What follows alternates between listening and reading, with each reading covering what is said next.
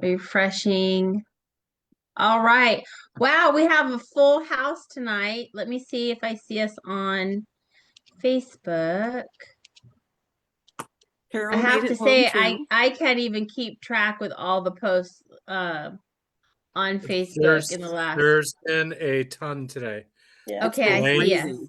it's wonderful to have you with us as well. Thank you. Thank you Uh, for uh, inviting me. Ladies and gentlemen, that is Helene Bader. She is the founder and president of the Leptomeningeal Cancer Foundation. Wow. Thank Hello, you so Elaine. much for being Thank here. you. Oh, thank Welcome. you. I'm glad I could be here to support you and hear Michelle talk. She'll have, such great things to share, and I'm glad I can be here. Michelle's awesome. Thank you. Yes, she is. We're all fans Thank of you so Michelle. much, Michelle, as well, for being here. Victoria, all of our special guests. I know this is really important. I'm gonna let Randy do the introductions and stuff because he's already been in communication with these people. But I want to say welcome to everybody who's on Facebook. Thank you for being here tonight. Tonight the format's going to be a little bit different. We're going to have an in-depth informative time from Michelle Hill, who is an LMD survivor. Randy, why don't you go ahead and take over? But welcome, and any questions, please save them to the end so that our guests can speak, and then we'll have questions at the end. How's that? Awesome. Sounds great. Welcome, everyone. Again, also Victoria. For those who don't know Victoria, she is a celebrity international artist, and it's an honor to have you join us. Thank you for having me. We have a extremely important guest, and one that's quite special to my heart as well. Her name is Michelle Hills.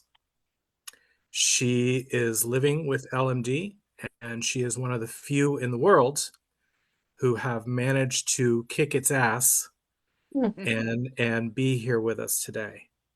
So, Michelle, we're going to discuss a few things. I'd like to discuss your journey when you were diagnosed and how you fought back against your doctors. And I want to talk about also some of the things that oncologists don't talk about, like all those interesting little tips and tricks that you told me about, and just your journey. But what I'm going to do is let you introduce yourself and let everybody find out about you. Okay. Thank you, Randy. You're welcome. Thank you, all of you, for sharing this precious space. I was embarrassed when Randy reached out, and I never heard of them, the Mavericks. They're maybe about 10 years ahead of me. So I have been learning and listening to the Mavericks and discovering how special they are. And so I've been watching some of these online feeds and the packed house at the Ryman, is it? Yeah. So thank you for sharing this space with me. It's a precious space, and we all love them, so we want the best for them. And I'm so happy that you're here.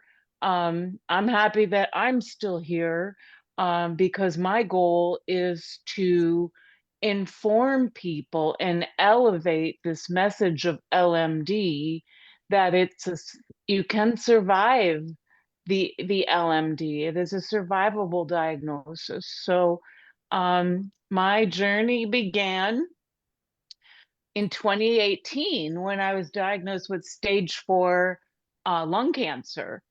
And I never smoked. I didn't have any risk factors, and it was a total shock. So it pretty much ended my life as I know it. But with emerging treatments, I did extremely well. I went into remission, and I was in that remission for 6 years. But in the back of my mind, I had heard about this LMD from some of my friends across the country while participating in Zoom rooms during the pandemic. And so I always knew if I had headaches that weren't going away to get that checked out or stay on top of it. I'm 6 years into my lung cancer diagnosis, getting ready to go on a cruise that my KU medical team invited me on. It was a family vacation for one of my team members and their staff. And so my oncologist worked with that particular team member so that I could enjoy this vacation and have a member of my medical team supporting, me. So I about 2 months before that, um, I started to get some headaches. And I talked to my doctor about it, and he said, no, cancer pain doesn't come and go. I think it's a drug reaction. So I thought, okay, we'll keep going. November came, and the headaches were worsening. And he said, well, your scans are clean. Again, cancer pain doesn't come and go. So he said, you're free to go on your vacation to the Bahamas with Mel and have a good time. But I left the office with a sinking feeling that something wasn't quite right. And so I went on vacation, and the problem started as soon as I got off the plane. I threw up in the mother's room because it was the closest place I could find. And I didn't feel very good. But when I told Mel, and she said, well, I think, maybe you ate something in the airport. So I thought, oh, okay, maybe I ate something in the airport. So we went on our little cruise, and I thought, when we get to Key West, I'm going to call the team, because once we leave for the Bahamas, we're leaving the country. So there I am in Mallory Square in Key West on the phone with my team saying, guys, I threw up as soon as I got out of the plane, and these headaches aren't going away. And so they were like, no, we don't think it's got nothing to do with your lung cancer. Your scans were good. Go enjoy your vacation. So I thought, okay, I will. And then I started throwing up 3 hours after breakfast every day. So I thought, well, you know what? I'm not going to let the vomit comet get involved with my vacation. I'll just position myself to be near a bathroom 3 hours after breakfast. So She's very that's what I practical. did. Yes, I am very practical. I am from New Jersey. So I thought, okay, every day after breakfast, 3 hours on the dot, I threw up. And I thought, okay. But while I was on vacation, I was really having a great time. I was walking 5 miles a day, um, shopping and bargaining and buying presents, and getting some beach time in, which I live in Kansas City now, so that's a real special treat. But I thought to myself, as soon as I get home, I got to get my butt into the clinic. So I called the clinic on a Monday morning, and I said, um, something's not right. I need you to schedule an MRI for me. I think I have LMD. And the nurse didn't even know what that was. She had no idea. And so I said, listen, this is not optional. Get the MRI scheduled. And so she said, let me talk to your doctor. And I said, go ahead and talk to him, but tell him I want an MRI. And she came back and she said, he doesn't think you need an MRI. And I said, you know what? Get him on the phone or get out of my way, because I want an MRI. I'm really concerned there's something wrong. And so she got an MRI scheduled the next day, which is, for anybody in the medical industrial complex, that's a miracle. Mhm. But the next morning, I went to an acupuncture appointment and I started talking like in word salad. In my mind, I was formulating sentences, but out of my mouth, different words were coming. So I wondered, did I have a stroke? Maybe. But I continued with my acupuncture appointment and, and then I drove home because I knew I had an MRI later in the day. So my brother-in-law decided to take me to my MRI, and I passed out in the parking lot. And what he did was he got me into the outpatient clinic. They had a gurney waiting for me, and they brought me in for my MRI right away. And I said to them, hold up a second. I really think that there's a problem here, and this can't wait. Go find the radiologist to read the report as it's being done. And the nurse said, well, we don't normally do that. We usually wait. And so what I said was, no, waiting's not an option. Waiting will kill me. Go get a radiologist. Go find a radiologist. I'm not going into this machine until there's one in the room. Well, they found one, right? Because I told them I was on the patient advisory board reporting into the president, and I wanted to know their name because if I wasn't going to get my radiologist, they would hear about it. So they got the radiologist. And I had no idea it was a normal, MRI process. And as I was leaving the facility, my oncologist called me. And in the 7 years he had been treating me, he had never called me personally. It was always a nurse. And he said, hello, Michelle, I'm calling to discuss the findings from your MRI. And I asked him outright, do I have LMD? And he said, well, there was something on your MRI. It looks like meningitis. I said, no, I'm pretty sure I've got LMD. Let's not waste any time. Let's just get moving. And he said, what do you mean by LMD? And I was like, dude, leptomeningeal disease. That's what I'm pretty sure I have.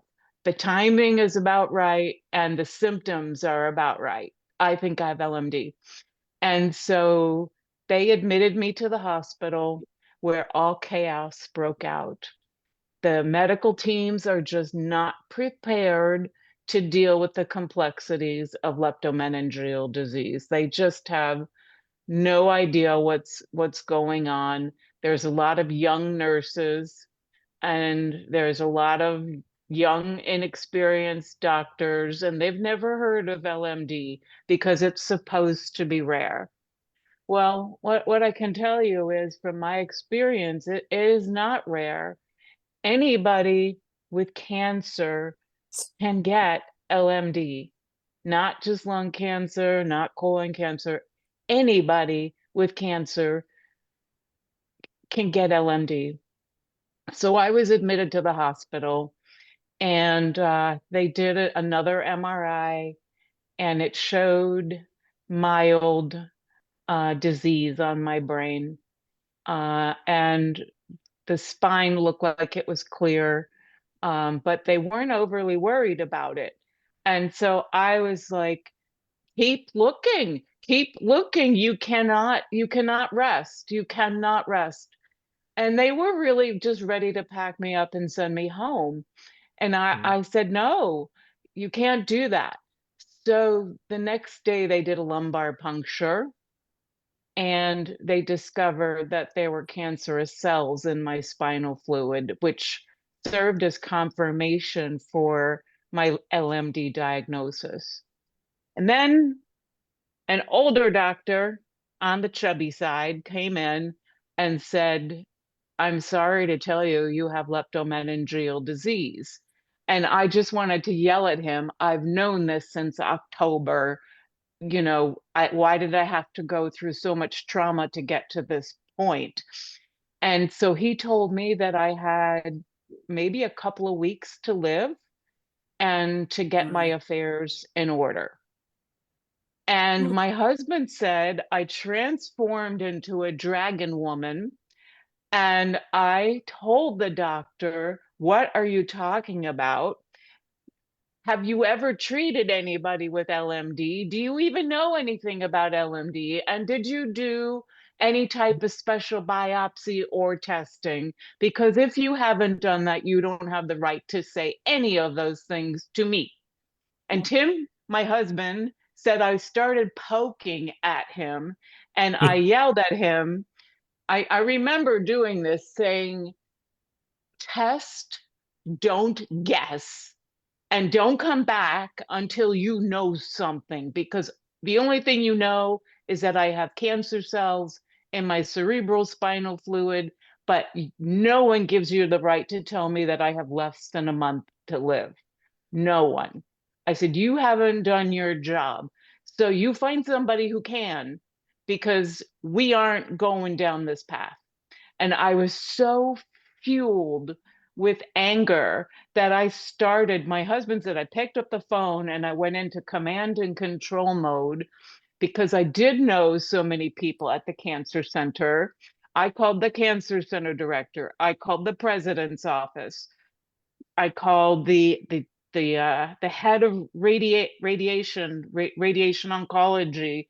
My oncologist had already gotten railroaded over me. And the next thing I knew, there were people coming into my room because I made such a stink. And there were two shiny, happy people. I still don't know who they were to this day. They came in and they said, "Yes, Michelle, you have LMD, but we're catching it very early." And I said to them, "Well, you would have caught it earlier if you listened to me in October." And that's a big thing in it with LMD, is that our symptoms are so nebulous. They could be anything, right? And so that's why it gets diagnosed so late. It's because we get gaslighted. The doctors just don't know if this is an emerging issue on the front lines of the medicine. So we we met with these radiation oncologists and they talked with me about proton, whole brain, cranial spinal irradiation. So basically whole brain radiation. And they said, "We think this is your best shot." So I said, "Well, let's go." And they also said that I could probably be treated with a systemic therapy that's a pill, but the hospital didn't have the pill. And they were really slow in organizing the prior authorization for the drug. And I was really angry because the pharmacist was like, "There's people ahead of you. I can't, make your prior authorization go any faster." So again, my husband said, I created this command center in the hospital room, and I started calling people in my phone to see if they had a stash of the loratinib and could they spare any. So my girlfriend came in and she brought in some of her pills so I could start taking them. And then I started calling some of my friends who are physicians. And I said, "Is there any way that you can get your hands on this drug? There's got to be a way." And so this gentleman saved my life, because he worked in the research lab and he knew that there was a bottle of loratinib in there. So he stole it from the lab. And my brother-in-law snuck me out of the hospital. We went to go meet this physician in the lab. I started taking the drug while I was still in the hospital. So then I told the attending physicians, "Hey, can you guys draw some pre-labs? Because it says here on the internet that I'm supposed to have certain labs before I take this drug. So can you monitor the drug even though it's not being prescribed?" And the answer, of course, was yes. And so what has transpired is, basically I was a case of one. And it's it's a matter of faith and being fearless. But they've created this treatment plan for me that was done in collaboration with Memorial Sloan Kettering and MD Anderson. And for the next 2 years, I have been participating in this experimental treatment plan that's being made up on the fly by doctors in 4 different states. And I am living a really good life considering what I've been through. So it is 2 years this month that I received the official diagnosis, and they told me I was going to die. But I'm still here, and I'm here to appeal to you to um, spread the word that anyone with LMD anyone with cancer can get LMD, and a shameless request for donations either to Helene or to Raul's GoFundMe, because one of the things that having LMD is that it requires a lot of specialty care and travel, and none of that's covered by insurance, so the out-of-pocket costs are big. We're paying for this out of, my retirement. I'm not asking for any money, but what I am committed to doing is to educate the frontline physicians to recognize these symptoms and to listen to their patients, because these symptoms are real. And if we catch them early, we can live longer.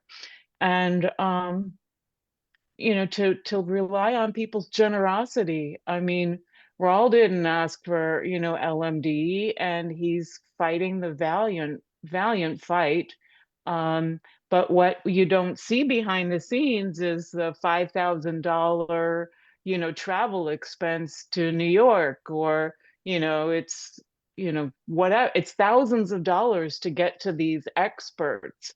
And I don't carry that much kind of money, so I ask of you I rely on your generosity, that we pull together as a family. And I actually want to touch on that too, because and there's been a few, and there's a recent one too, which is going to be addressed shortly, about people Googling and saying, oh, well, Raul's worth X amount of dollars. Guess what? That's a lie. He's not. Who knows? I know. Mm-hmm. He has not been working. They are struggling. All the band members haven't gotten paid. They think, this guy is up on stage, he's performing, he's doing this and do that. Nobody has any concept of how expensive it is to put those shows on, and when he's keeping ticket costs low. So, years of expenses, years of this, that, whatever. There was issues with agencies stealing from him. Large sums. Can't get it back. So there's no wealth for him to go after at this point. Betty is struggling to cover the bills. That's why that GoFundMe was put up straight out. They've got insurance that's covering them. They're covered more outside of the state than they are in, where he is at in Nashville and can no longer leave. So when you're talking about those heavy expenses, they are a burden. Whether you are a celebrity or whether you are a teacher, whatever, it doesn't matter. They are a burden, and a massive burden. And as you know, some of those treatments and infusion treatments and stuff can run 6 figures. Blink of an eye for just 30 days. And just like you went through and you told me all the important things that you've got to have that an oncologist doesn't necessarily tell you. Like, having your walkers at different places because you need them, because you're going to lose your balance. And the last thing you need to do is fall and hit your head. Having, they don't pay for things like vomit bags that you're going to need. They don't talk about any of that stuff. Vomit bags. Yes. All that stuff that's not covered. And that's why that GoFundMe was set up.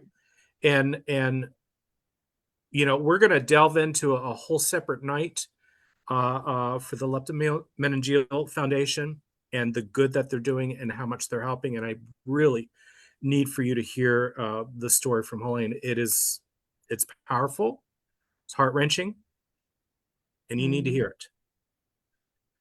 But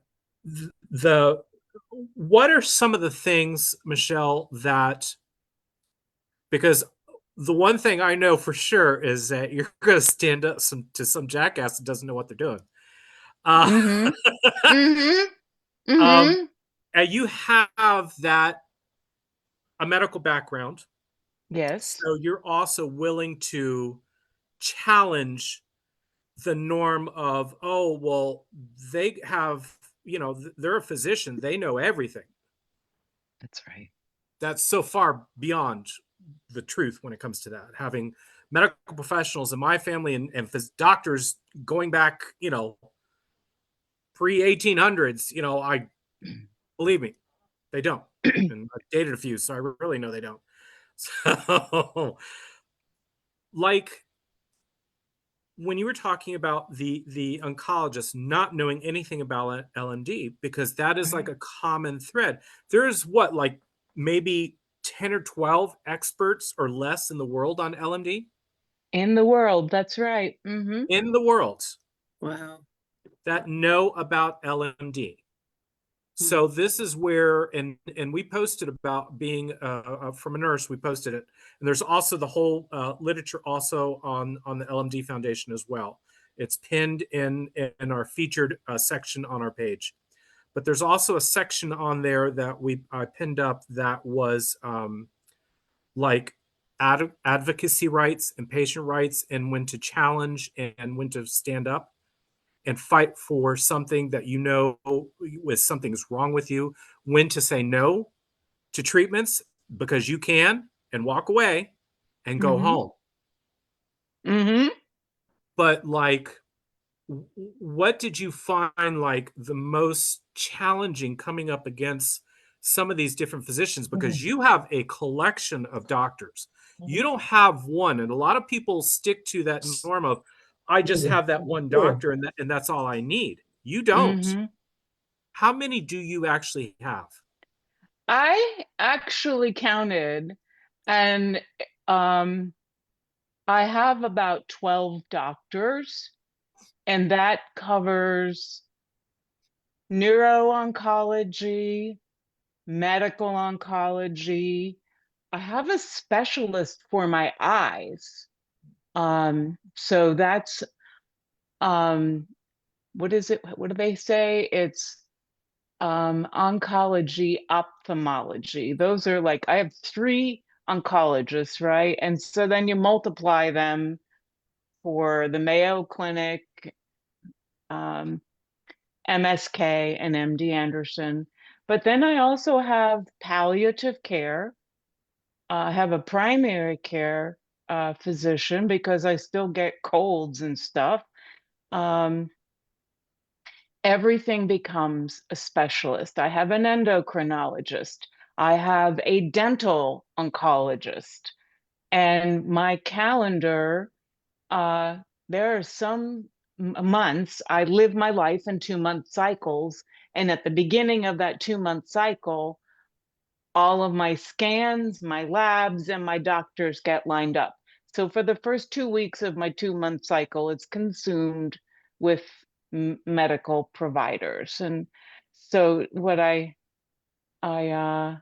what I've learned is that my insurance is really very good. I never ever paid attention to claims totals, but this year my insurance has covered $1.4 million, and I'm not done with my year end yet. I have another 50, 60 grand to go.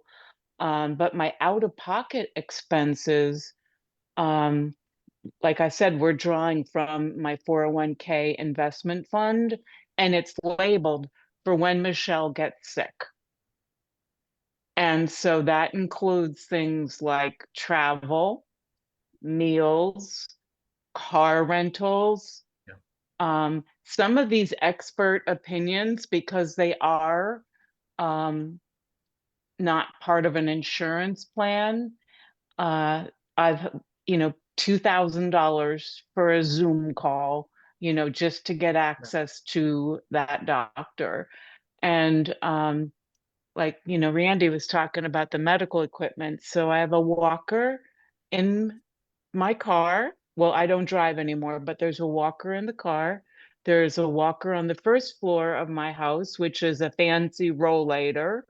And then there's a walker in my my bedroom and bathroom area. And there was a helmet that we got because I want to be able to exercise and I need a walker to do that. But my greatest risk is a fall. So we have this special helmet for me to wear when I go outside. And sometimes some days are better than other days. And some days I wake up kind of wobbly and I walk around with that fancy helmet in my house and I don't give a crap who sees it, So I do what I gotta do. Have you bedazzled it yet? My helmet, I have not. I did bedazzle. This was okay. So we put in a stair chair, which was really a lifesaver for me getting up and down the stairs. And we bedazzled my stair chair. It Love it. says Jersey girls don't pump gas. And what's the other thing? I forget what the other thing it says is Jersey girls don't pump gas and I don't know, Jersey girls rule the world. So, and then I've got white ribbons on it because white ribbons are the lung cancer thing. So the stair chair cost, that was also a significant what I call capital expenditure to help improve my life at home. And none of this was covered, by insurance. And I will tell you that the creepiest thing that I've done so far is I planned my funeral. So I picked out my grave marker and I just decided, well, since I get to pick it, it's going to be super fancy. And so I bought my plot and my stone, and I've planned my funeral, and I've given my friends a budget to throw a wonderful pizza and champagne party. And I just don't want my husband to suffer. And so I want to take care of as much as I can. But I am just committed to combating what I call the Beetlejuice people. And the Beetlejuice people Explain that. are, yes, the Beetlejuice people are dead bureaucrats who just don't care.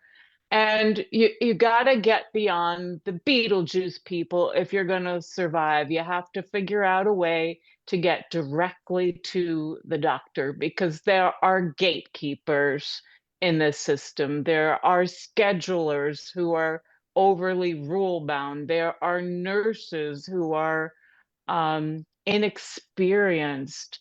And then you got to get beyond sometimes the doctor to the administration to get what you want.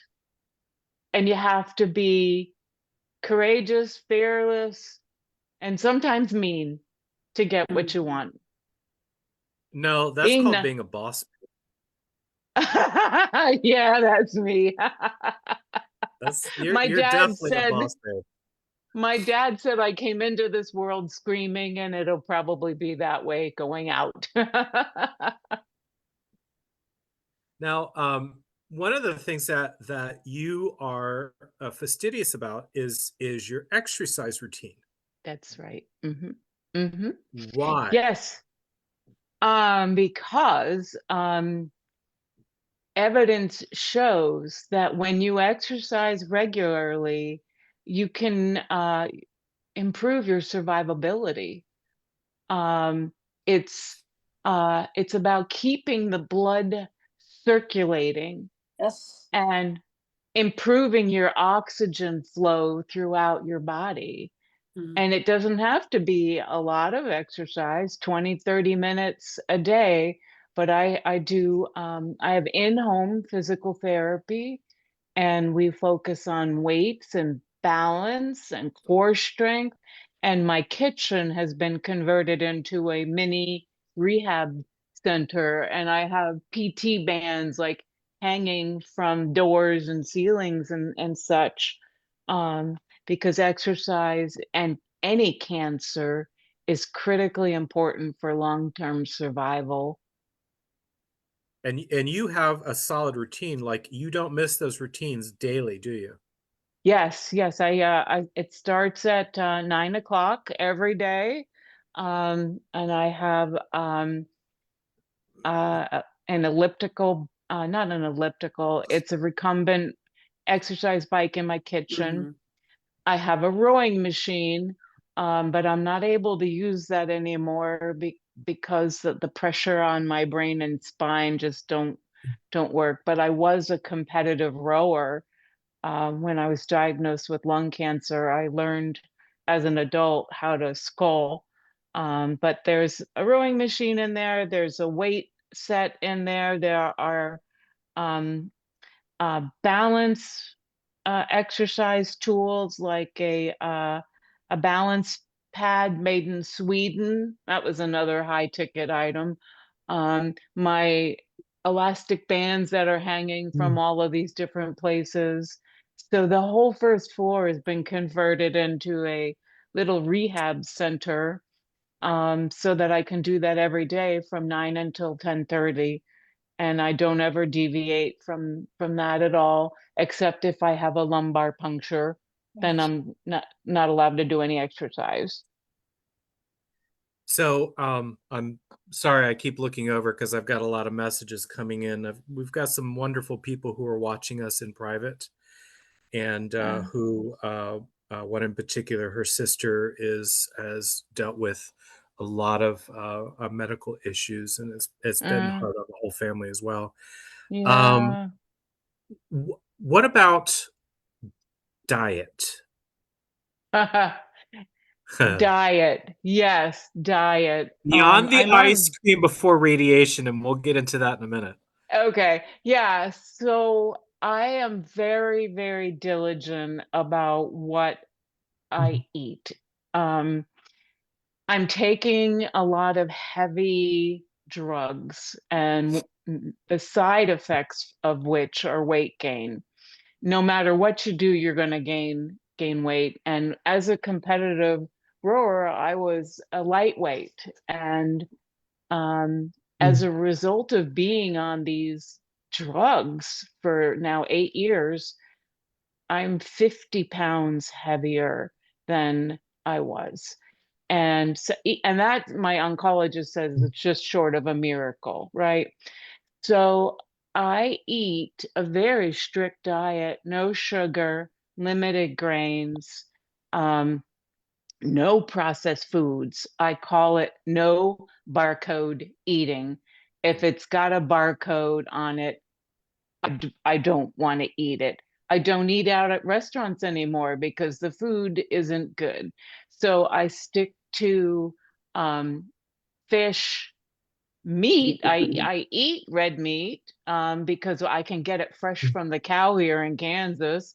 Um, Get it out in the backyard.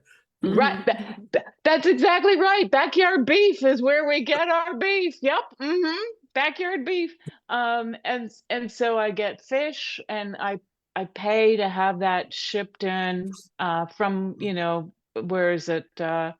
It comes from somewhere, Washington.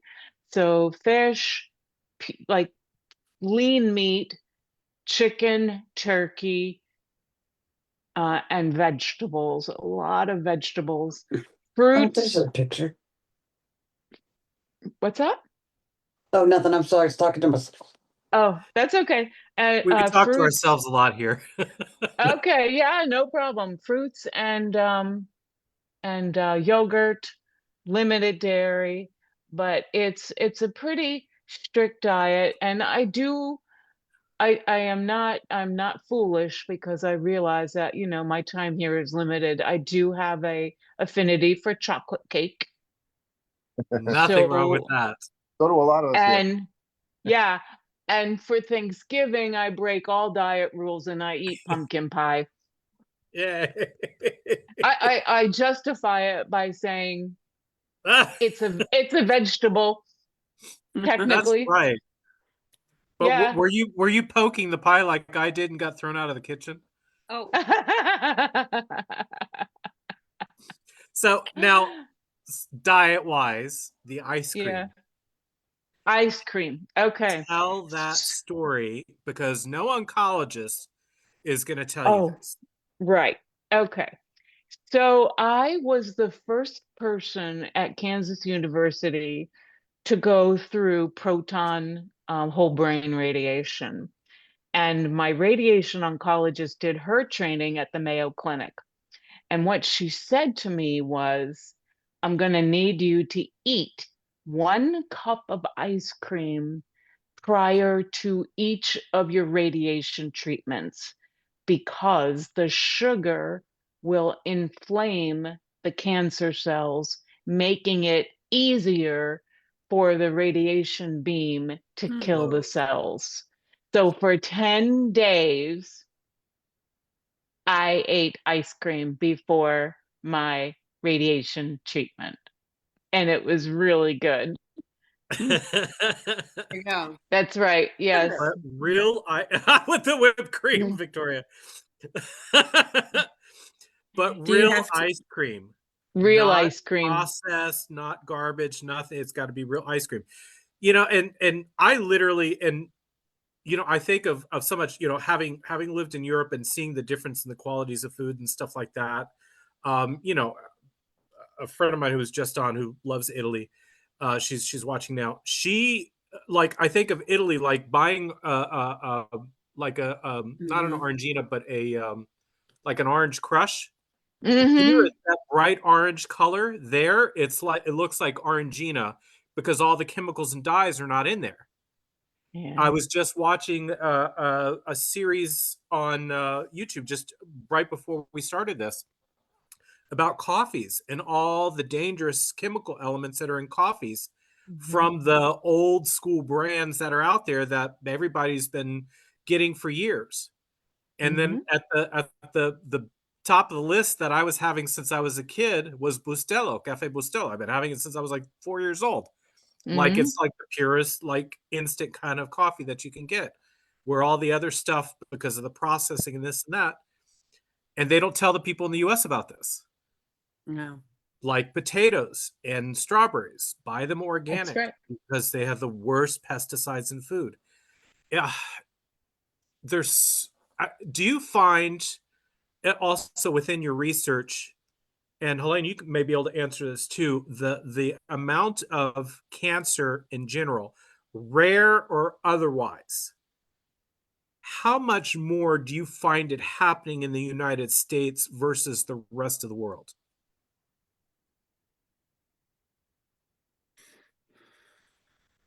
Did you want me to jump in? Yeah, Absolutely. go ahead, because I have no idea. Yeah, I mean, I do think we have certain types of cancer more in this country because of our foods and our environmental pollutants. But there are a lot of countries around the world that are having pretty high cancer rates. It's just different types of cancers. So we're seeing more of certain types because of the effect of, all these chemicals and pollutants, and then others that we're not really sure why they're increasing. So So sometimes it could be like a regional thing as well. yeah, Soil yeah. conditions and everything else, yeah.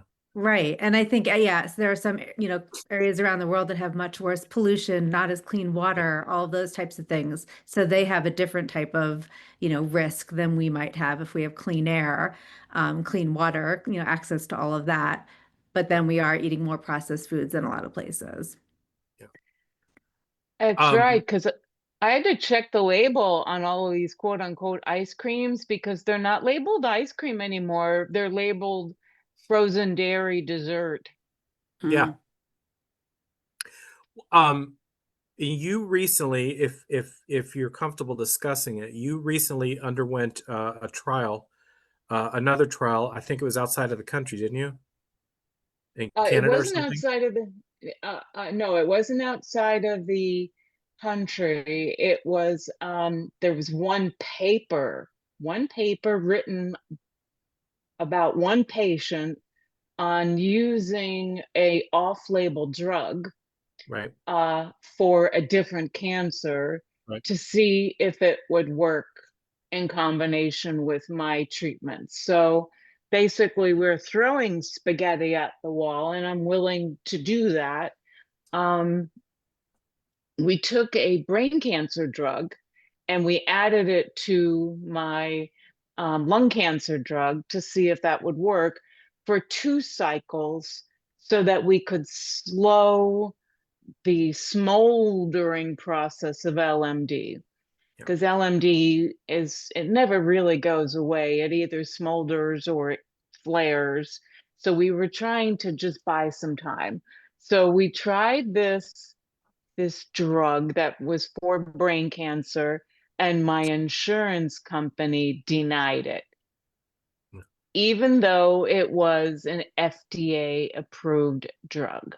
So my head exploded when I got that denial letter. And so I don't know if there's anybody here internationally, but my husband works for the UPS, the carrier, and he's a member of the Teamsters Union. And that's when I got the Teamsters involved because they're just as scary as my mother. And They don't play. they do not play. The Teamsters got involved with KU because the doctor, and this is another thing, the doctor did a really poor job of writing the prior authorization request. And then when it was, auto adjudicated for deny, they wrote the same appeal with no new information or no medical records.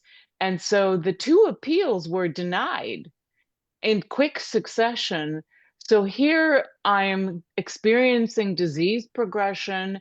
My doctors come off with an out of the box solution, and it's FDA approved, and the insurance company wasn't going to pay. So when the Teamsters get involved, it's the claim got paid. So I got a hold of the drug, and I started to take it, and the only thing it did was make me really sick. That hence the need for the vomit bags. But I was willing to try it. It didn't work. Fortunately, the cancer stayed stable enough for me to switch therapies again. Would you like to discuss um, your symptoms Mhm. after radiation? After radiation, okay. So this was like, um, it reminds me of a Tom Petty song, Learning to Fly, but I Ain't Got Wings. And that's what it was kind of like. I was the first patient to go through proton radiation, so they didn't know what to expect, and they said everybody's different. And so it was a really dark time in our lives because we had to rely on God to pull us through. It was very hopeless situation because post radiation, my side effects were the same as the symptoms of my LMD. So my Mhm. balance got worse, my vision got worse, My memory got worse. They had me taking Alzheimer's drugs to help improve my memory. I could not watch television. I could not look at a computer. I could barely see anything on my phone. The headaches weren't going away. They were getting worse. And my balance was like I was crawling on the floor. I could not sign my name, hold a pen, or feed myself. Yeah. And I really didn't think that the proton radiation was going to work because I experienced such a decline after radiation. But what saved me was another gentleman who had LMD in Washington, D.C. Uh, his wife said, "You have to hold on for 6 months because it's going to get worse before it gets better." And she was spot on. She was spot on right. I mean, I breezed through radiation. It was a piece of cake. I didn't have any nausea. I had no vomiting. I had no weight loss. I enjoyed my ice cream. I enjoyed the snacks at the cancer center. I made friends with everybody. And I'm Cake. like, yeah, I had lots of chocolate cake. People were bringing chocolate cake to my house. And I would say it was about 2 or 3 weeks after radiation that I started to go downhill. And I didn't understand what was happening to me. I didn't know why I couldn't hold a pen, why I couldn't feed myself. My husband had to bathe me, he had to feed me. I had to wear adult diapers, okay, because I lost control of my urines or my bowels. And it was terrifying. It was absolutely terrifying. And I was in a wheelchair.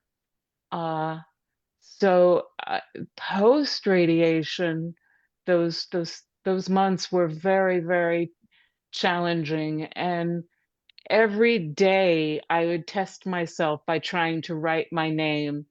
And I could see on the piece of paper the progression that I was slowly getting better. And I had a magnificent radiation team that just said, "We don't know what to expect, but you keep at it, girl. You keep going." And I was on a lot of different drugs that made me like a little bit of a crazy person. So some of my early caring bridge posts sound a little nutty, but I was on a lot of drugs. And some of those drugs made me hallucinate. I could see things, I could hear things, I could smell things that weren't there. So post radiation, it was really, really, really hard. I had to learn how to walk again, You had this, how to did you hold have a any of the fork. sudden drop while you were Yes, standing? Yeah. yes, I did. I fell twice. Yeah. I just passed out at home. Unfortunately, because of I guess the athleticism I had, I fell correct, I fell in a good way, but my husband said that I'm a wildcat because in the when I fell in the kitchen, he said the microwave door was open and the oven door was open, and he said you must have been grabbing for these things on your fall down. And after that he had me wear this helmet in the house for at least another 6 to 8 months. LMD is not, it really requires mental strength and faith in order to get through that post radiation period. It was awful, Randy. I know. Mm. My cousin's been going through a lot of what you described. Hmm. That's not been out because, we didn't want to share a lot of those things, or when he fell and hurt his head and, this and that, there was no point in sharing a lot of those things. How about because your speech is really, really good at Hmm. this point, how affected was your speech? And did you also suffer anything like in the form of Bell's palsy, or like a stroke side effect or anything like that with your face, with any of the muscles? I didn't have any of those issues with my facial muscles, but I did have speech therapy um, after after that, because it took me. I thought I sounded okay in my head, and my husband said what was coming out was gobbledygook. Yeah. So it was kind of like being like a second grader. It really was. How bad? Because there's one of the products that you told me about, was called Miracle Mouthwash, because of the radiation, the sores in the mouth and things like that. Uh-huh. Can you describe that sensation of the pain, the annoyance, whatever it may be? Uh-huh. Yeah. So LMD, like I keep saying this, it's such a weird disease because the symptoms are so random, and the doctors just they haven't had an opportunity to catalog them, right? So Oh, one of the things that was really painful were my teeth. My teeth hurt me. And I had to use this, it tasted terrible. It was this like sort of numbing agent for my mouth so that I could eat something.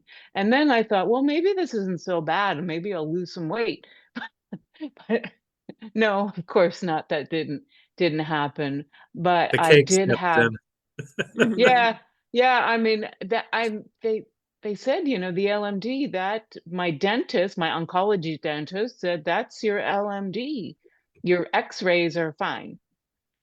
So yeah, it affects, the dental piece. But I fell down, Randy, I fell down twice at home, and then once out in the hospital parking lot. So three times early on, I fell. Yeah, there was a few instances with Raleigh falling. One time, well, actually, several times at home, either at his sister-in-law's house or his. And it's a frightening situation because Hmm. none of them expected it to happen. He didn't expect it Right, to happen right. because it Hmm. was that sort of like watershed effect from the radiation, where Yes. you're just walking Boom. and boom, Yeah. like everything goes. Yes. There was a Hmm. point where he was trying to get a straw, and boom, Right. just trying Hmm. to reach for the straw. Hmm. And that Yeah. that is frightening for anybody. Yes. Mhm. Hmm. Yes. My husband picked me up off the floor uh twice, and he said to me, I think I need to take you to the hospital. And I said, no. I said, I think this is part of the disease and I will overcome this, but we're not going to the hospital. Absolutely not. They don't know what they're doing, and it's just going to be a very expensive Yeah, babysitting service. as you're just sitting there, especially if you've got to get fluids or anything like that, and you go in and like on the weekend, you're gonna Hmm. be there Yeah. till Monday. Yep. That's right. Hmm. And Karen was asking about the falling, if you're just falling. No, you literally just Drop. drop, Yep. Hmm. completely just drop. That's what was Hmm. happening to Roll. Like a bag Um, of rocks. You just yeah. go right down. Yep. Hmm. Yeah, that's exactly what happened. There's no falling. There's no feeling faint or feeling funny. There's no warning. You just fall. Yeah, Now, that happened. I'm because we've got some various people watching, and some anonymously for a reason, and some on Yeah. Facebook because of who they are. And Mark, who was just here from the Stray Hearts, he had to go. Hopefully, he'll be back with us. Wonderful singer. You'll have to listen to him, Michelle, as well. He's a great singer. Okay. Um, with like what other? Okay, going back to, because what I was saying is someone that is listening in for her privacy. Um, that I want to address because some of that medical information may help. So what about like kidney? Like, is there any instances where having to go through like dialysis or kidney care or anything like that because of all the medications that may be affecting you and your body? Uh, Because I mean, this is crazy medications. yes, they are crazy medications, and my labs are monitored every 4 weeks. And so it's never gotten to a point where my kidneys or my liver have been impacted because my labs are so closely monitored. Um, in the Well, because you stay beginning, on top of that though too, where a lot of that can be dropped along the wayside from even oncologists. correct. Yes, correct. So in the beginning, at various points of my cancer um, experience, I've had labs as frequently as twice a week, once a week. And I've had drug holidays where, we back off for, a while and then maybe we re-challenge and restart. But in my team, because there's so many doctors and so many eyes that look at just a regular lab, um, a lot of input, a lot of oversight, we intervene before it gets to that point. Now, you had mentioned MSK. So I'm sorry, Memorial Sloan Kettering. Yep. For anybody who's not familiar. So happens to be a Dr. Boer, spelled Boire, who's renowned there, and I know you have visited. And this is actually one of the Mhm. physicians that I had connected with Betty for Raul for his treatment, as well as several others in the country that are all the top experts. Mhm. Do you feel that their approach with some of these experts that you have seen, how much are you finding that they are aligning in what they're doing? Do you find that they're sharing more information now or keeping it to themselves to try and get a grant or this or that? Okay. What I found is in the neuro-oncology sphere, which is where LMD is managed, Right. and that's an important distinction because LMD is a separate cancer and cannot be managed by a medical oncologist. It needs Nope. to be managed by a neuro-oncologist. And these neuro-oncologists, I've discovered that they all know one another and they're friendly with one another and they're collaborating with each other. So my doctor in Mayo, he doesn't go through the Beetlejuice system to talk to my doctor at Kansas University. He just picks up the phone and calls him on his cell, right? Yeah. And then the same is true of Dr. Facella down at MD Anderson. Dr. Facella is like, I don't know, his phone number is all over the country. So, um, Would you like to but name all the physicians that you work with? yeah, the The ones top that you like? ones. Yeah. Well, well, that's an important point there because what Randy's Yeah. referring to is that 7 years into my cancer journey, I fired my team at Kansas University. I just blew them up. My oncologist, who I had been with for 7 years, retired, and my replacement oncologist was just he was so awful. I walked out of our third appointment and I said, you know what? This isn't going to work. This is not going to work. You don't know me. You don't know my diagnosis. You don't even know what drug I'm on. No, I'm done here. And I left. I didn't know where I was going, but I had faith in God that I was going to end up someplace good. And I did. I'm very happy with my new team. They're fabulous. But okay, where was I going with this? Sorry. Physicians, your favorite ones. Oh, my favorite ones. Well, Dr. Bohr is in Yeah. New York, and she is the one who gave me hope. She is the one who gave me hope. All of my doctors at KU, the Beetlejuice people, they just kept saying, you know, you're going to die, you're going to die. Dr. Bohr said, I think I can help you. I think we can do some new things if you're willing to do them. They're not proven, but we can try them. And I said, you know She's a what? pioneer, without a doubt. She's Yes, definitely a pioneer. yeah, definitely a pioneer, but she believes in you. You see, the thing about these doctors in LMD is that there is a clinical bias. They see LMD and they think about their training 10 years ago and they don't see hope. And then Dr. Bohr sees a newly diagnosed LMD patient and she says, ooh, how can I get my hands on your cells so we can figure out how to help you? So she's my favorite, Dr. Bohr. And then I have Dr. Barbara O'Brien at MD Anderson. And she trained my neuro-oncologist at KU. And Dr. O'Brien is another one who comes from a place of hope and how to help you. Yeah. And so she and Dr. Bohr actually had different opinions and different strategies, which then prompted us to get a third opinion at Mayo Clinic. And the Mayo Clinic, I see Dr. Terry Burns. He's the head of their LMD unit and their research unit. And so he said to me, would you be willing to donate your cerebral spinal fluid cells at your next lumbar puncture? And he was so good looking. I was like, yeah, you can have my spinal cells. You know, Is he he better than was the really, chocolate cake?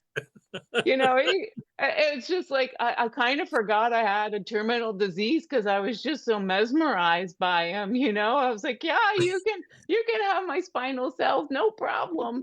He's So funny.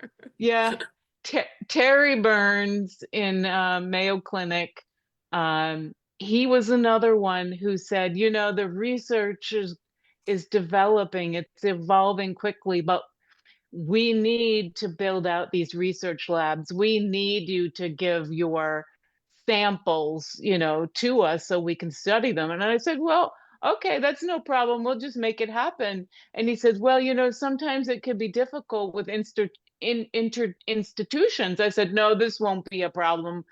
We'll get it done. And, you know, we did. So those three on my neuro.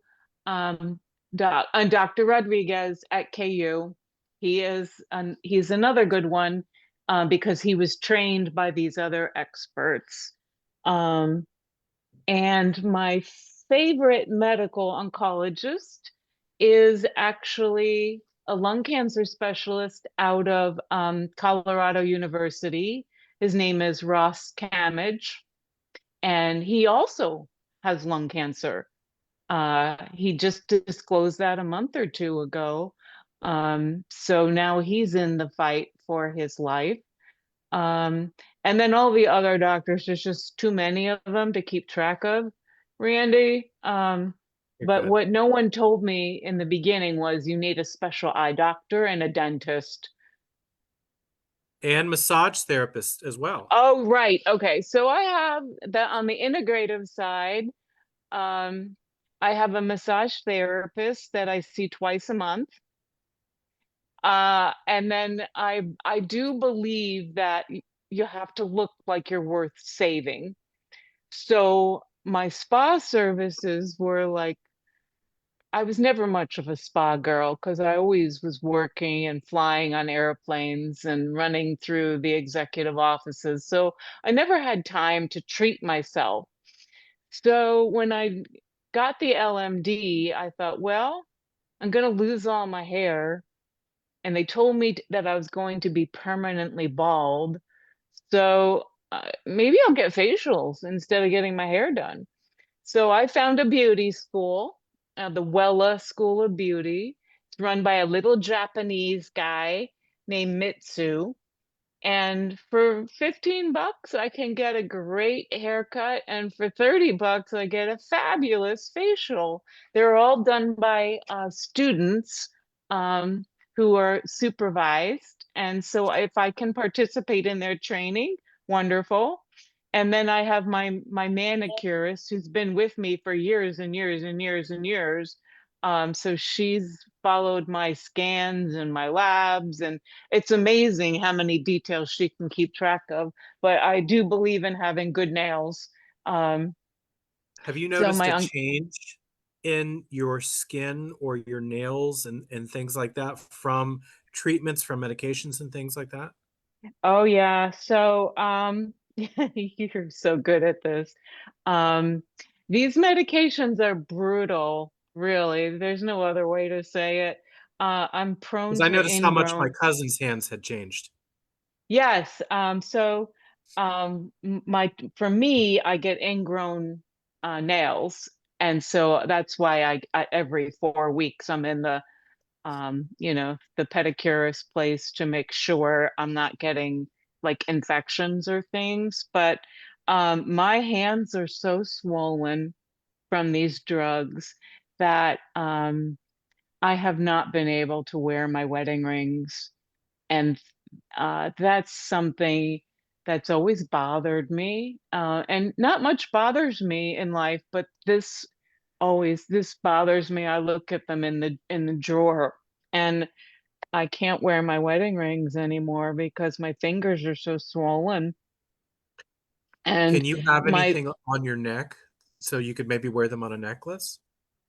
you know what, I could do that, but when I'm in and out of the damn scan machine so Yeah, often, you you have to gotta take it off. take off Yeah. all the things. So it just doesn't, um, it's just easier to just look at them in the jewelry box. But uh, one of these doctors said, "Well, why don't you just go out and buy some new wedding rings?" And I thought, "Are you kidding me? I'm like paying $2,000 to see you because you don't take insurance, and That's it's like medical care and new wedding rings. I'm sorry, I love my husband, so I want to. The wedding rings are not important. I get it. Yeah, What but and one of the reasons I wanted you to mention the doctors is because we have a lot of Raul's fans who follow who's starting to follow this page. I mean, we've gone up by thousands literally in just a matter of a couple of months. But because there's quite a few of them that have various types of cancers, and there has hmm been a few people that have had LMD in their family. hmm And I wanted to make sure that those physicians would be able to be shared. And hmm I also share, anybody knows that they can inbox me and I will share, direct information for, physicians or whatever that they can get in contact with as far as that goes. Randy, Um, could I put a link to on our site? We actually have a list of all of the LM experts around the world that are, yes, yeah, I'll yes, put that in so that if anyone needs that, they can access it. There are people that we're learning about that are also starting to become experts. They're learning, they're reaching out, they're coming to conferences, but these are the like top of the top. So they're really well known. So I'll put that link here as well, just so people have it if they need it. absolutely. And we can do a whole separate post, and we'll dive into that quite extensively when you're able to take the time to speak with us as well. Absolutely. Um, It makes a difference, um, because not all there is no rule book for LMD, and there's no standard play, and everybody's LMD is a little different. yeah, So that's why you need diversity in the development of your medical team. I mean, and you're, especially as either a patient or a spouse being thrown into this hmm is chaotic enough, and having children and siblings, and then in a situation where you're a public figure, you've got a couple hundred people showing up at your house unexpectedly, knocking on your door, trying to get in and say hello. Yeah. It's daunting to say the least. So I mean, that's why and thankfully it was from um, a email post. I'm sorry, a website post with from another site that I found your story, and Mm.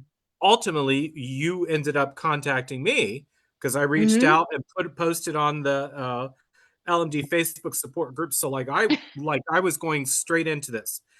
Once I knew, Mm. and I wasn't even gonna say, Betty, what can I do? I was like, do you need help? Yes. I'm like straight in. So I was like literally 70, 80 hours in a week, uh, uh, research, Mm. finding this, that, whatever, Mhm. and blessed by both you and Helene coming into my life to be able to find and access information that was so prevalent to this and to be able to help others.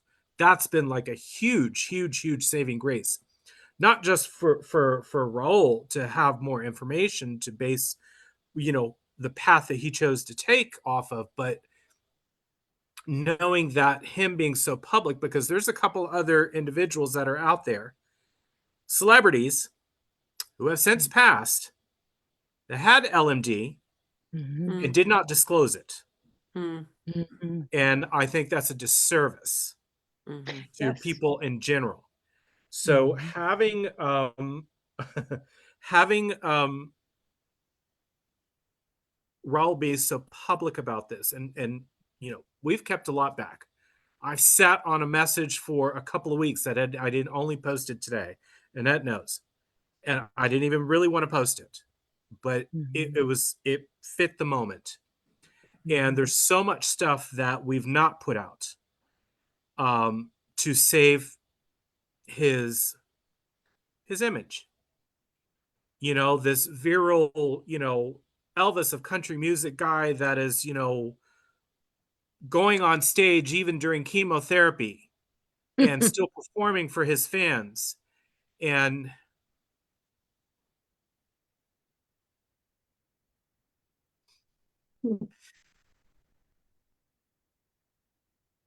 sorry,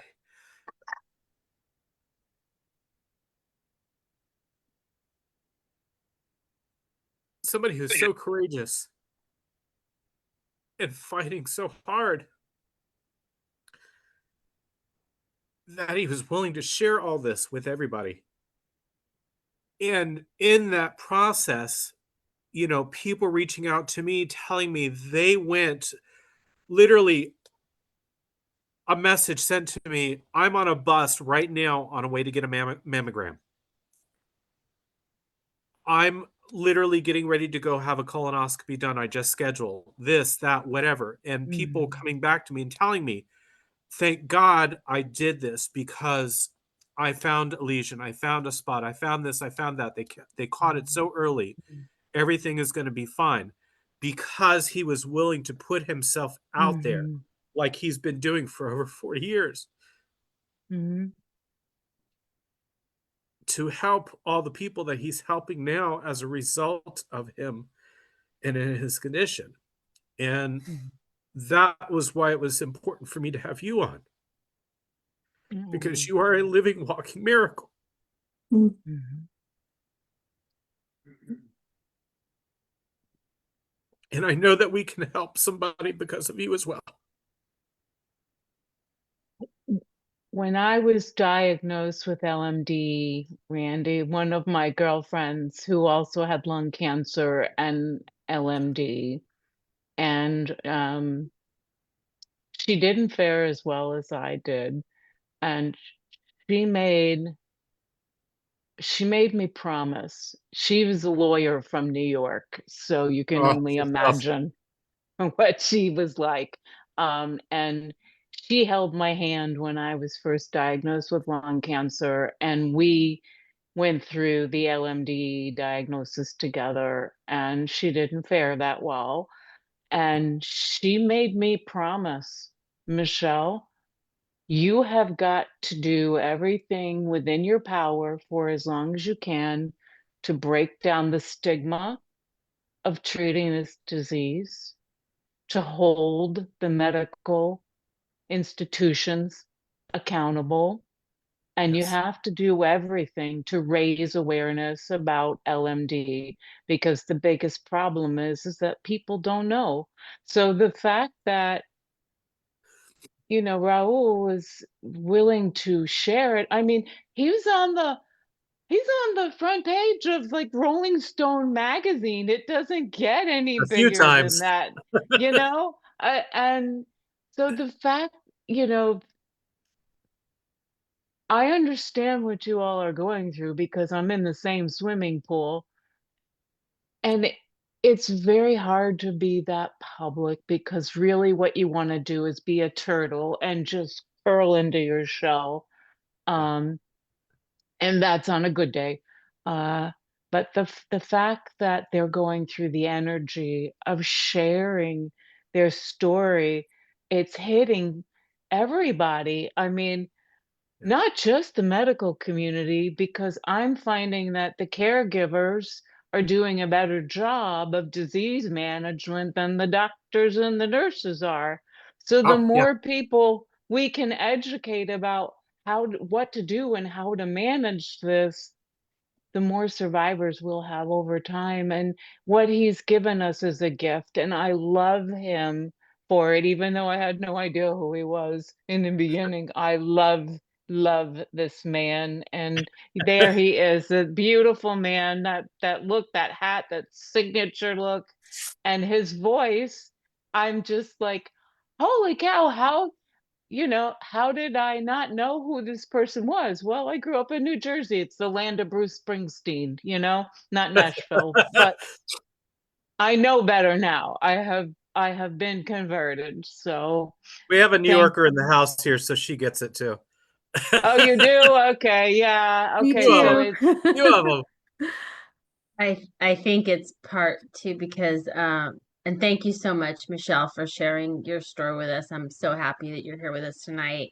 And I think it's very courageous of you to share, you know, what's obviously been very difficult for you mm, to deal with. But I was saying that Raul is such a real person. And you know, I guess I've thought of him in ways that I never had to think of him before, since he got sick. But you know, there's obviously other celebrities, there's other famous people, but they're not necessarily, there's a almost a tangible aspect to Raul, maybe because of the way he is with his fans, that other people just aren't. One thing I was going to say too, people, the last couple of nights, I don't know that everybody knows a lot of the artists that were there last night and the night before. But those people obviously must be in Raul's, been in his circle. I don't know his name, but he was the guy from BR549 who was a big Mandy Barnett, people like that.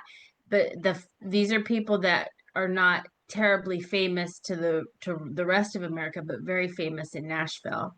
And I think last night and the night before, the caliber of people that honored him, Marty Stewart, Rodney Crowell, Jimmy Vaughn, um, the mm, gentleman from the Nitty Gritty Dirt Band.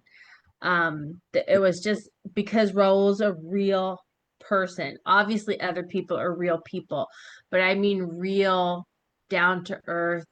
I think there was a time when Raul did talk or made a post about people getting colonoscopies because he Yeah, he cares. did. That's not something you see. I'm not going to name any other country music artists, but or any musical artists, but that's just not image that people want to put out there. And Raul has been truly a maverick, very front facing with Yeah. this, very transparent with the fans. Um, I had one question about LMD. I mean, I have 1,000 questions, but I just have, because I know it's a offshoot of cancer. And I know a lot of people right now are dealing with cancer. Is there, how we all have a predisposition for certain things in our families and our genetics? Is there a type of cancer that more lends itself to LMD, or is it just any cancer can become LMD? Any cancer is possible for that to get there?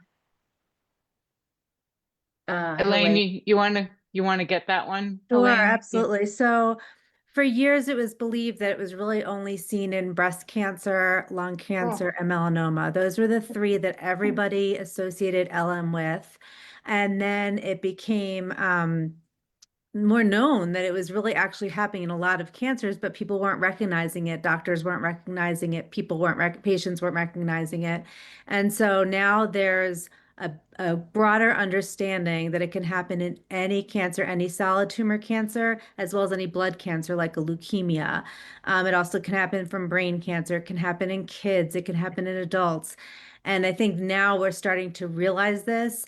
But before, doctors would actually dismiss it. So if you came into a hospital like Michelle and said, I have headaches and I have nausea, they would say it's not that because your cancer doesn't go to the leptomeningeal space.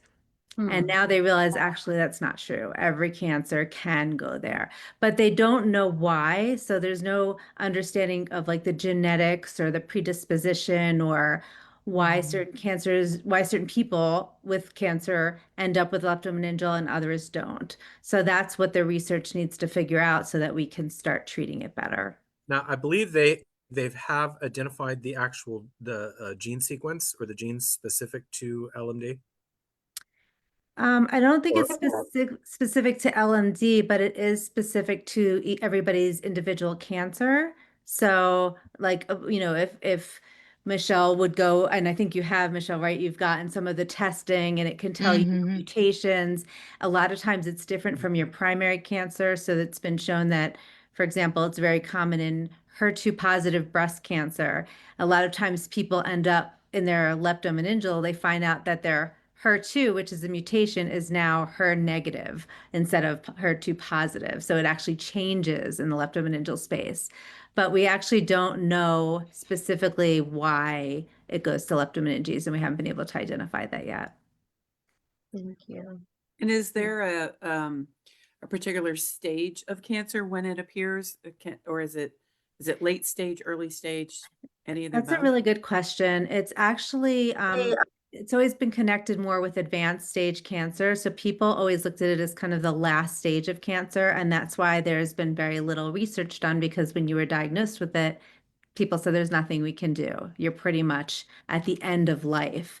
But it's been recognized now that it can actually happen years after someone is considered a survivor of cancer. So years later, you can all of a sudden have these small little cells that got into the leptomeningeal space and now they show up. Or it can happen almost as your first way of getting diagnosed with cancer. People show up to the emergency room, think they have a complex migraine or a stroke or, any other kind of condition that's causing their headaches or that Bell's palsy, Randy, that you were talking about before. And it turns out that it's LM and they have no other cancer that was identified before. So it's really tricky. And, it's all still very new because people are just learning now about it. The experts are really just starting to dive in and study it. I think they realized where where it began for Raul, but like when Annette was talking about him publicly coming out and talking about getting a colonoscopy because they were all on a health kick, and Paul had just gone through some heart issues and had surgery, and then all of a sudden during his examinations after found, I think it was a mass in his brain that they removed. And so, all the guys were like, we need to work out, we need to do this, we need to do that, let's get the exams and all that. So this precipitated all this. And when they did the colonoscopy, it was discovered that he had stage 4 colon cancer at that point. And they didn't know about the mass in his liver because they weren't checking for that. It wasn't even a thought until after he'd gone through chemo and they were doing a full scan on the body. Boom, all of a sudden you've got a mass in the center of your liver, like the worst spot for it to be. So they don't know how long that may have been growing there. Or maybe it started there and spread from there, and then from there to the brain. Um, speaking of on spreading to the brain, which related another question, did in the radiation treatments that you had, Michelle, Hmm. did you develop any lesions or anything from the radiation? No, I did not. Like I said, I breezed through radiation. It was the ice The cream, only, wasn't it? yeah, probably. I don't know. I mean, they did tell me to be prepared for permanent hair loss, and I had all of my hair until session 10, and I was in the shower and it started coming out in clumps. And it was, I think, one of the most alarming experience I've ever had where like this, it was just coming out. And so I called out to my husband in the shop from the shower. I said, "Sweetie, can you come up here and take a look at this?" And he said, "Well, your hair's coming out." Yeah, he's British, so nothing I get it. ever phases him, right? I get And it. he said, "Keep calm and carry on." So I said, Yeah. "Look at this." And so he goes, "Well, what would you like me to do?" And I said, "You know what? Let me get out of the shower. Let's dry what's left of my hair and just shave my whole head. Just just just get rid of it because I'm not going to go through this piecemeal stuff." And it was probably the most intimate experience to have him hold me and shave my head. I did not want to go to a hairdresser to get my hair shaved, and guess what, it grew back. So I used to have long blonde straight hair, Yeah. pin pin straight Corporate hair. hair. Corporate hair is what I call it. And now my hair is a different color. It's this curly, what I call it, bird's nest. It grew back totally differently to the point where my dad didn't recognize me. But it's not, you can't believe everything the doctors tell you because they don't know.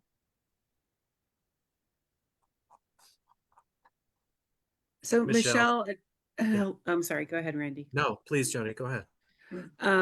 Or Helene, I'm just kind of curious what you see in other countries. You know, I wonder, I hear a lot about, you know, doctors aren't looking for something. I myself, I had to advocate for myself for a number of years to because I knew some things were happening, but it just couldn't prove it in medical tests. Do you see, is that, so I guess two questions. Um, is it the dance between how much a body should be exposed to certain radiations according to what we think in the US, versus doctors maybe not being trained to think about the body holistically? Wondering what you think about that. And did you see that or have you seen that be any different in other countries? Did that make sense? Do you understand what I mean? Like when Michelle, when you said, I know I have LMD, why Mhm. didn't somebody at least do something? Like, why did it take so long? Because most people don't even Hey, know what it is. right, And I that's think exactly it's, right. yeah, and it's Or been enough to considered say, really, gosh, my patient thinks something's wrong here. I don't know what this is, but I do, but is there a way to explore and try and connect her or connect other people? And, you know, I'm kind of thinking like interprofessional collaboration a little bit more. I'm wondering what you think about that here, and have you seen any really good models anywhere else in the world that thinks about the body in much less compartmentalized ways? unfortunately, no. I mean, it's a sad Mhm. truth, I but knew it's that would, not. I figured that would be your answer, but I was Yeah, hopeful. it's not happening Yeah. anywhere right now. Yeah. I think that's what we're trying to change. It also has been always considered rare. Like if you look, even if you just do a search, a Google search, it will say LM is a rare complication of cancer. Well, they're seeing it up to 20 to 25% in some cancers. So Mm, that's not rare. No. yeah. We know there's at least 133, I think was the number, 133,000 cases per year in the US. That's Oh, not rare. wow. Wow. The reason why they say rare is because they separate out from each cancer, but even that is no longer really rare. So they'll say, okay, it's only 5 to 20% of breast cancers. Well, that's a lot of people.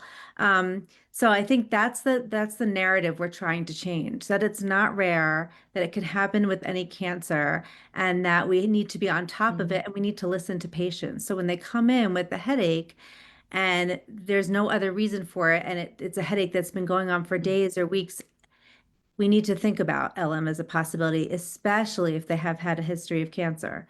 And we dismiss it. If they have stroke-like symptoms, if they have confusion, hallucinations. I mean, there's so many, as Michelle was saying before, the symptoms are vague because if you think about where LM occurs, it's in the lining of your brain and spine. So it affects every nerve in your body, every fiber. So it can be tingling in your legs, tingling in your fingers. It could be numbness on your chin. It could be your eyes, you're getting double vision. It could be a problem with swallowing. I mean, there's so many things. So it's really hard for doctors to diagnose it. So we have to think about how can they incorporate it into their practice to say, well, we can't figure it out, so let's at least look for this. But we're not there yet. And that's the hard part, is that's what we're trying to get people to start realizing and start doing. And so we're educating the patients as well as trying to teach the doctors at the same time. That's so important. And that's why I've said this is so good to raise awareness, because what you just said, I know that I Googled LMD when I first found out, and it does say it's a rare form of brain cancer. And what you're saying, that it's more prevalent, and maybe that wording needs to be changed, and maybe that will change through awareness. Yeah. But we are approaching the 2-hour mark. Yeah. I'm gonna Randy thinks it's a good time for us to wrap it up. I hope Yes. Helene will come back and speak with us again. Michelle, thank you so much for being here and sharing your story with us. It's very important to us as fans Yes, thank you. of Raul, somebody who's going through it, to hear these things, because very few people have any information on LMD. And so it's good to hear it from people who are hands-on with this. And I do believe knowledge is power. I'm going to read the first prayer from Karen, and then Randy, you'll facilitate getting them back with us at another point. And Yes. then Mark too. I really wanted to hear Mark sentiments on the last 2 nights of performance at the Ryman. And we have fans We'll who do are a separate night with that for him. yeah, we have fans making their way home. I know Krista's not here. She's probably still traveling. We miss you, Krista, and we're putting our arms around you. We know Krista had a very emotional night last night. So I'm going to read. She's traveling. She won't get back to Miami till midnight. Yeah. So I'm going to read the first prayer that Karen had written for us, and then I'll let you all go. And hope you'll all be here tomorrow at 5 p.m. again. Randy, thank you so much for setting this up and getting these wonderful people to take their time to share with us. They have a story to share, and we're just crazy fans. love That's No, right, Michelle. We are. we're no, really no. You We're all are very special people, and thank you serious for letting fans. me share your Sunday evening with you. This is a precious, precious space, and I appreciate you letting me be a part of it. Thank you, Michelle. Thank you, Thank Michelle. We're honored. you. Really. And Michelle, you are a superstar. Just letting you know, I'm waiting in the Beetlejuice waiting room. I'm hoping that hilarious.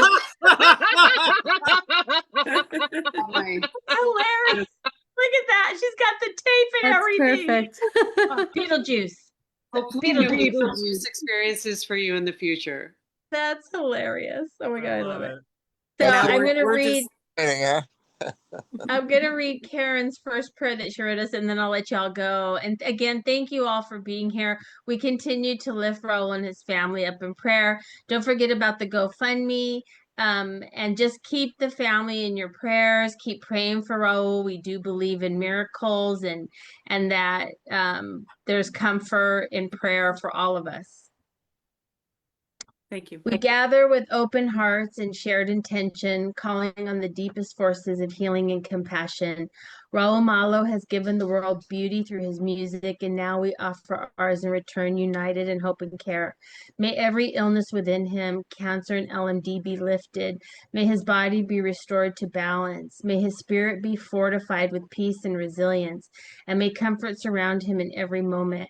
We ask for healing in every form, through medicine, through rest, through love, and through the unseen energies that move through all life.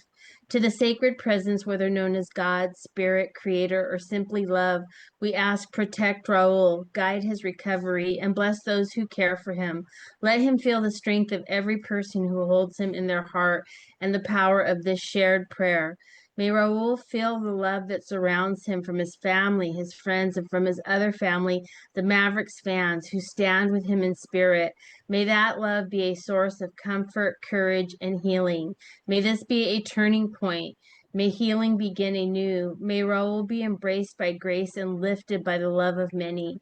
We believe in the power of unity. We believe in the possibility of healing. We believe in Raul, and we trust in the enduring strength of love and light to carry him forward. Amen. Amen. Amen. So thank you all again for being here. We'll have this again where we get this valuable information on LMD that helps us all process this, that we're all trying to navigate together. Carol, Karen, Wanda, Ken, Victoria, Joni, Susan, Gina, thank you for being here. Lupe, I'm happy to see you. Blue, Michelle, Judy, my love. Helene, thank you for being here. Randy, mwah, mwah, mwah, mwah, mwah. Te adoro también. And thank you all for being here. And we are all putting our arms around Raul and his family. Raul, wherever you are right now, if you're watching this or later tonight, we love you. We love you. We pray for you. We will never stop praying. We will never, never not be there for you. We have your back. We remain Malo Strong, everybody. Always, always Malo Strong. And I will see you all tomorrow. Good night. Michelle, night. thank Good you so night. much for Night. sharing. Michelle, you're Thank you, amazing. Elaine. You're an I amazing. love all of you people. I love all my Love you new too. friends. Impressed with you. I sent you a message. God bless. God And bless God thank everyone. bless you Love you. Bye, too. everybody. Bye, Good Victoria. night. Bye.